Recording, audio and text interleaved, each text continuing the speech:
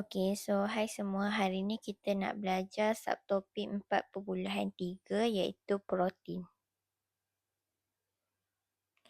Okey, yang pertama sekali kita nak kenal dulu unsur-unsur yang ada dalam protein.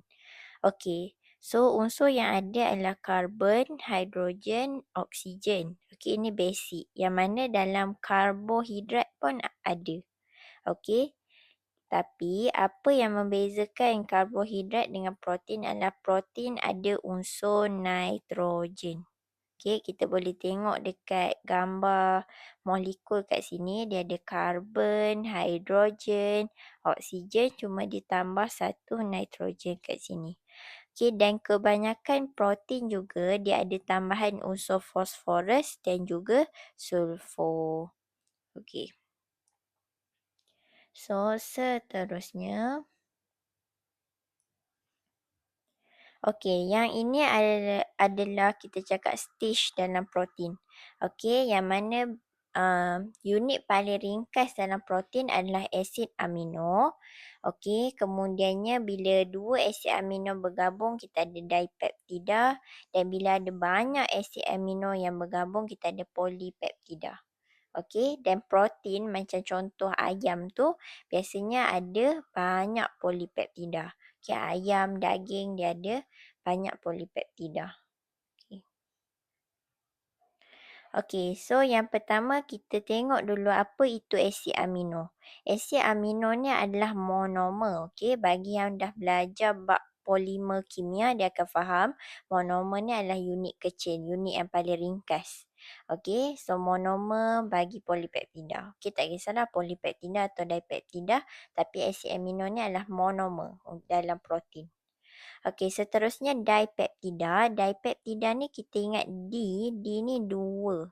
Okey, maksudnya dua asid amino bergabung.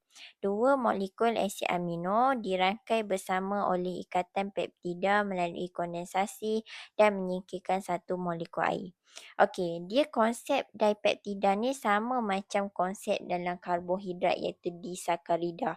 Cuma bezanya dalam protein dia bukan sekadar asid amino tambah asid amino melalui kondensasi kita dapat dipeptida.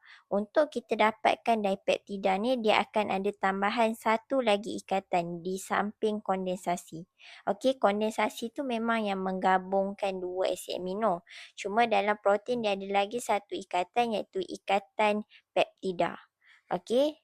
So dia tu kita cakap satu ikatan yang mana membentuk dipeptida.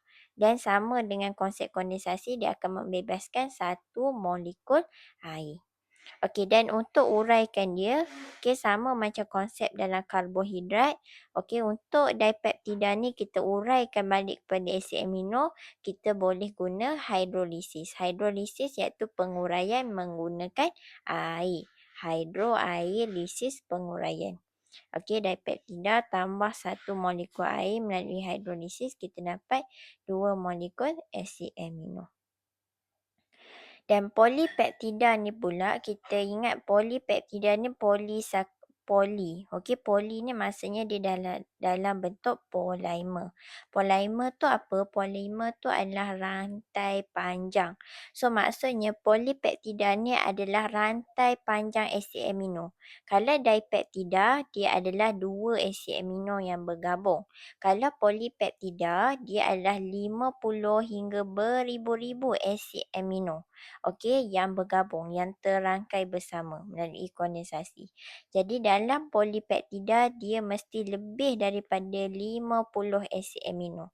Okey, dan membentuk satu rantai yang panjang lah. Sebab itu dia nama dia polimer. Kita cakap rantai yang panjang, polipeptida. Okey, so mestilah dia nak terangkai mesti melalui kondensasi. Terangkai tu maksudnya bergabung. Okey, pelbagai jenis polipeptida dibentuk daripada 20 jenis asid amino. Okey, untuk pengetahuan semua, asid amino sebenarnya ada 20 jenis. Kalau kita belajar karbohidrat, okey, dia punya basic ataupun unit asas bagi karbohidrat adalah monosakarida. Monosakarida ada 3 jenis je. Tapi dalam protein, unit asas bagi protein iaitu asid amino ada 20 jenis. 20 jenis asid amino. So sebab itu Okey, dalam protein contoh ayam, okey, kemudiannya apa, kambing, okey, daging lembu, okey, semua tu, okey, protein-protein tu, okey, setiap mereka berbeza daripada urutan dalam rantai polipeptida dia. Okey, dalam rantai polipeptida, contoh rantai polipeptida ayam, okey, berbeza dengan rantai polipeptida kambing. Sebab kenapa? Okey, urutan asid amino diorang berbeza. Okey.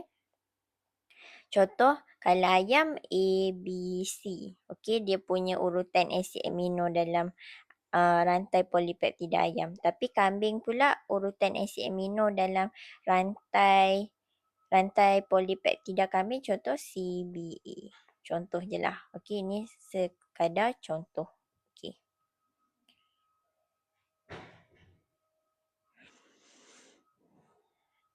Okey, seterusnya kita tengok kepentingan protein. Yang pertama adalah untuk membina sel baharu. Okey, protein ni dapat digunakan untuk membina sel-sel yang baharu. Seterusnya adalah untuk membaiki tisu rosak. Okey, sebab tu kalau kita cedera ke apa, okey ada setengah soalan macam tu. Okey, yang mana ada seorang budak ni dia terjatuh basikal dan sebagainya. Jadi doktor akan okey, apa yang doktor tu kena bagi tahu pelajar tu. Jadi, doktor tu dia kena suruh budak tu makan lebih banyak protein. Sebab protein dapat membaiki tisu yang rosak. Selain itu, protein juga penting dalam mensintesis hormon, enzim, antibody dan hemoglobin. Okey, yang paling penting enzim ni sebab enzim ni kita akan belajar sintesis enzim ekstrasel. Okey, dalam bab enzim nanti. Yang mana kita akan realise kat situ, oh dia akan melibatkan protein. Okey. So, seterusnya protein ni juga membentuk keratin pada kulit, kolagen pada tulang dan myosin pada tisu otot. Jadi, keratin, kulit, kolagen, tulang, myosin, tisu otot. Okey, so ini adalah kepentingan protein dalam badan kita. Okey, itu sahaja perkongsian daripada saya pada hari ini. Sekian, terima kasih.